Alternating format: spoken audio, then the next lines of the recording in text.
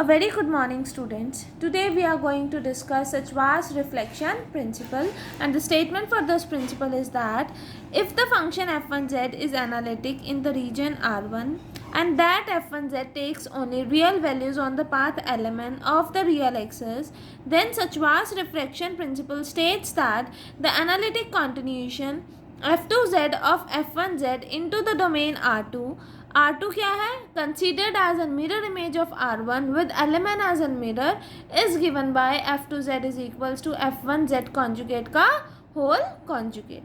अब ये प्रिंसिपल हम प्रूव करेंगे with the help of analytic continuation.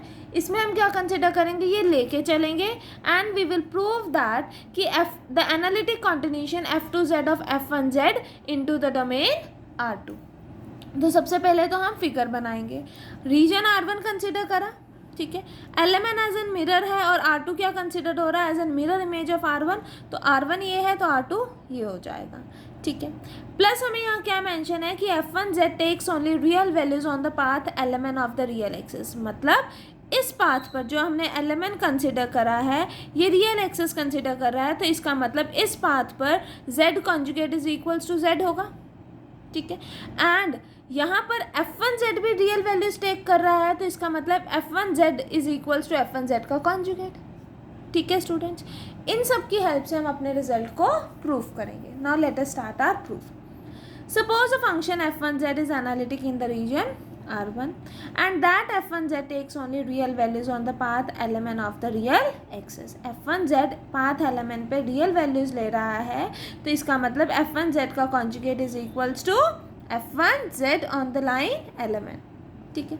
फिर हमने क्या कंसिडर करा, let R2 be the mirror image of R1 with element as an mirror and we will suppose that कि f2z is equals to f1z का conjugate का whole conjugate, और इसको equation number 2 दे देंगे और ये वाली इक्वेशन को हम इक्वेशन नंबर 1 नेम दे देंगे.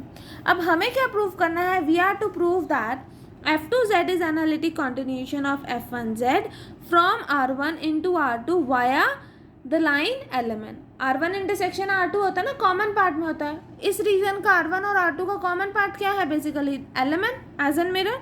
तो for this it is sufficient to show that कि f1z is equals to f2z on the line element. हम यही करते हैं ना कि दोनों फंक्शन इक्वल होने चाहिए on the common part.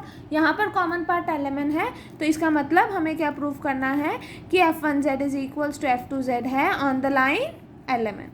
Second we are to prove that f2z is analytic in R2, ठीक है.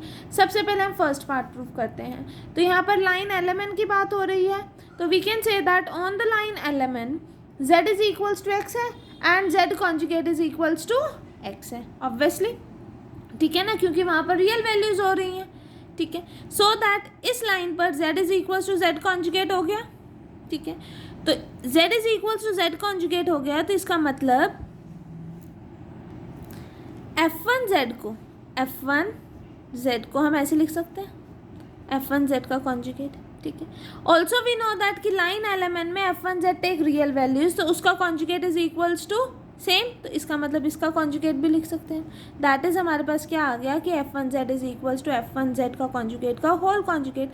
बट हमने ये किसके इक्वल लिया हुआ है, फ्रॉम इक्वेशन 2 f2z के इक्वल, तो इसका मतलब on the line element f1z is equals to f2z. तो यहाँ से फर्स्ट पार्ट प्रूव हो गया. Next we are to prove that कि f2z is analytic in reason R2. हमें ये मेंशन है कि f1z is analytic in the region R1, तो इसका मतलब इस रीजन में कॉची-रीमन इक्वेशंस सेटिस्फाई हो रही हैं. And we are to prove that कि f2z is analytic in the region R2, that is हमें प्रूव करना है कि in the region R2 Cauchy Riemann equations satisfy हो रही हैं, ठीक है. Now let us start. Let f1z is equals to f1x plus iota y, obviously z is of the type complex, तो उस अकॉर्डिंग हमने लिया. तो इसका मतलब this can be written as u plus iota v, that is u1 x, y plus iota v1 x, y, क्योंकि यहाँ पर खाली फंक्शन f1 है प्लस f2 है, तो हमने क्या कर दिया, u1 plus iota v1 f1z ले लिया और u2 प्लस आइटा v2 क्या ले लिया, f2z ले लिया. Analyticity of f1z in the domain R1 implies that the Cauchy-Riemann equations are satisfied. Cauchy-Riemann equation satisfied है means that curl u1 by curl x is equals to curl v1 by curl y and curl u1 by curl y is equals to minus of curl v1 by curl x. ठीक है, हमें क्या prove करना है that f2z is analytic in R2, और f2z क्या है basically f1z का कॉन्जुगेट का होल कॉन्जुगेट। f1z आपके पास ये है, इस z का कॉन्जुगेट लिया that is x minus iota y, that is u1x comma minus y plus iota v1x comma minus y. इसका होल कॉन्जुगेट लेंगे तभी हमारे पास वो f2z होगा। तो इसका होल कॉन्जुगेट लिया that is we have u1x comma minus y minus iota v1x comma minus y, that is this is equals to f2z। ठीक है, अब इसको हमें क्या प्रूव करना है, it is analytic in the region R2, मतलब इस रीजन पर आपके पास क्या होनी चाहिए, कॉची-रीमन इक्वेशंस सेटिस्फाई होनी चाहिए। तो now f2z is analytic in the region R2 if curl u1 by curl x is equals to minus of curl v1 by curl minus of y। ठीक है, and curl u1 by curl minus y is equals to minus of curl v minus v1 by curl x। First term क्या imply करती है, that is curl u1 by curl x is equals to curl v1 by curl y, which is true. कहाँ से true है हमारे पास, यहाँ से, from here. ठीक है, एंड सेकेंड थिंग क्या इंप्लाई कर रही है, that curl u1 by curl y is equals to minus curl v1 by curl x, which is also true by 4। तो दोनों हमारे पास ट्रू हो रही हैं बाय 4, तो इसका मतलब यहाँ पर भी हमारे पास कॉची-रीमन इक्वेशन सेटिस्फाई हो रही हैं, that is f2z is analytic in the region R2। First part भी प्रूव हो गया दैट कि on the line element f1z is equals to f2z, and second भी हमने प्रूव कर दिया that f2z is analytic in the region R2, which means that f2z is an analytic continuation of f1z from the region R1 into R2 via the common part through the line element. This completes the proof of Sachs reflection principle। ठीक है students, now इसका एक alternative proof है, उसकी statement क्या है that if the function fz is analytic function in the domain D intersected by the real axis and fz takes real values on the real axis, then fz takes conjugate values for conjugate values of z, that is we have to prove that fz conjugate is equals to fz का whole conjugate।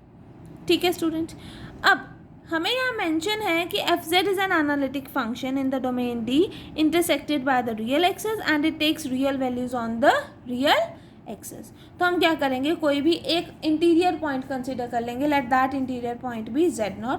तो उसके correspondingly हम fz को define कर देंगे, that is summation of n varying from 0 to infinity an z minus z0 की whole power n। Proof क्या करना है हमें, दैट इज fz का conjugate is equals to fz का कॉन्जुगेट। ठीक है, fz कॉन्जुगेट बेसिकली क्या होगा, summation of n varying from 0 to infinity an z conjugate minus z0 की होल पावर n, और fz का होल कॉन्जुगेट क्या होगा, that is summation of n varying from 0 to infinity an का conjugate z minus z0 का whole conjugate की whole power n। तो इन दोनों को इक्वल प्रूफ करना है, तो इसका मतलब an conjugate is should be equals to an। तो सबसे पहला काम क्या है कि हमें प्रूफ करना है कि जितने भी यहाँ पर ans हैं ये क्या है, रियल है, दैट इज an का conjugate is equals to an। ये प्रूफ कर देंगे तो हमारा रिजल्ट प्रूव हो जाएगा। ठीक है, now let us start its proof. Let z0 be an interior point of the domain D on the real axis, then for sufficiently small that is mod z minus z0 we have fz is equals to summation of n varying from 0 to infinity an z minus z0 की whole power n।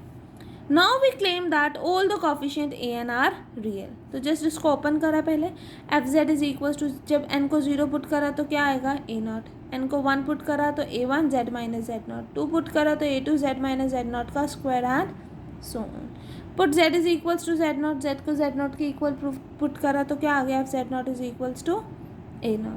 Now since z0 is real, हमने यहाँ पर mention कर रहा है ना, z0 is the interior point of the domain on the real axis, और यहाँ पर ये मेंशन है कि it takes real values on the real axis, इसका मतलब z0 क्या हो गया, रियल। z0 रियल तो बाय हाइपोथेसिस fz0 भी क्या हो गया, real. fz0 real means a0 भी रियल।